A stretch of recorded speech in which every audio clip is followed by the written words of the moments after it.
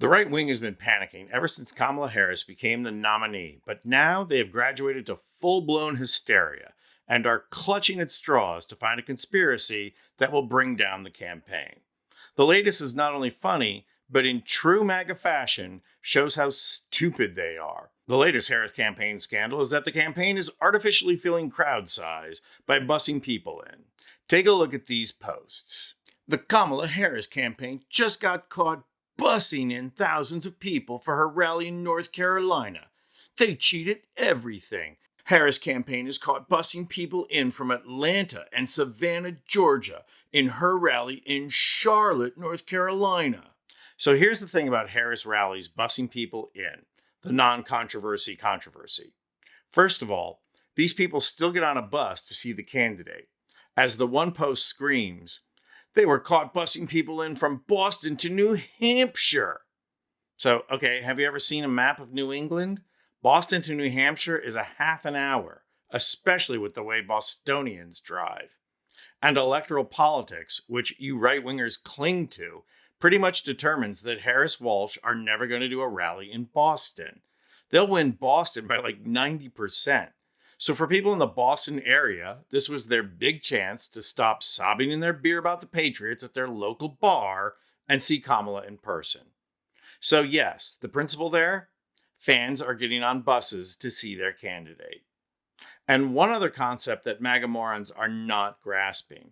The rally in North Carolina was packed to the rafters, like all of Kamala's rallies. Full disclosure, I was at that rally. Well, my heart was at that rally, because in my mind, I'm going to Carolina.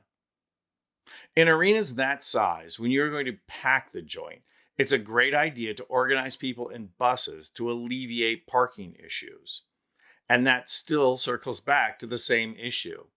These buses are full of fans that want to see the candidate. It's not like the campaign is using big old empty buses to create the illusion of a fan base. That'd be stupid. Oh, wait. What campaign could be that dumb? Sure enough, Trump's campaign. We're going to show footage of a campaign surrogate organization trying to drum up black support for Trump. But I need to issue a warning first. If you have a weak bladder control issues, or anything along those lines, you may not want to watch this video, especially if you're at the office, because you will wet yourself laughing. Yes, even after Trump stated that Haitian people, i.e. black people, are eating dogs, cats, and geese, the Black Conservative Foundation is out there trying to drum up support in Baltimore, Maryland. Take a look. The Trump bus tour is here in Baltimore to engage with black voters. Members of the Northwood community say the Trump bus is a sight for sore eyes.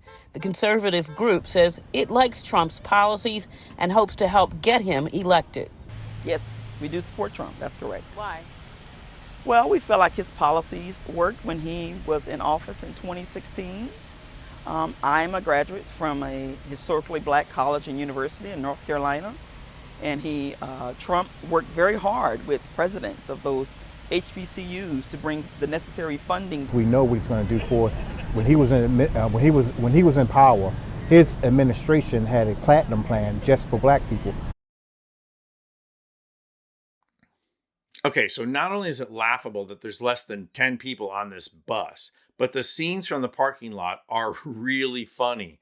There is literally more press and media people than the crowd. Trump draws bigger crowds in Manhattan, and they hate him. But after all, to be fair, this is about building support for the candidate. So let's gauge how successful they were in cultivating black voters. About voicing their displeasure with the visit. Why would you send some of your Trump people here in our area of Morgan State? I've been living here since the 1970s. I'm 65 years old. It don't make sense for you to send someone out and thinking somebody's gonna follow you that way.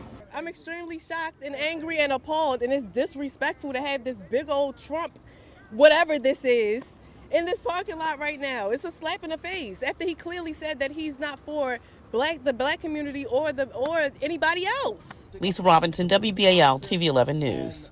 Well, you got to give them a hand for trying, right? And just a side note here. Trump being generous to HBCUs, first, it wasn't his money.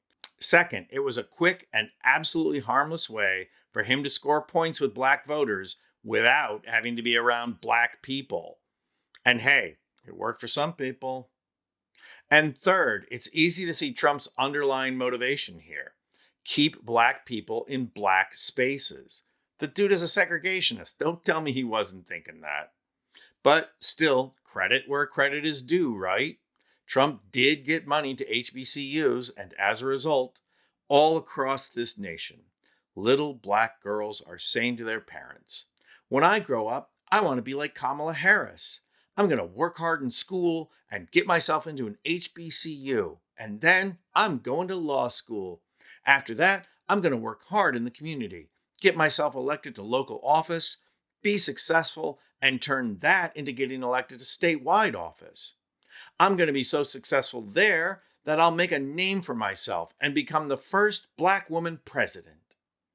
And then her parents are going to look at her and explain to her what being the first black woman president means. That can only ever happen once, and so she can't be that. The little girl is going to look down a little dejectedly, let the concept sink in, mourn a little. But then her head is going to pop up in a smile, and she's going to say, that's okay. I'm still going to be like Kamala. I'll do all those things, and then just like her, I'm going to find me a rich racist white guy and kick his ass on national TV. And her parents will be so proud.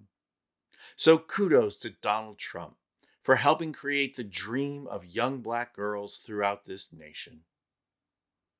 I'm Anthony Vincent Gallo for Occupy Democrats.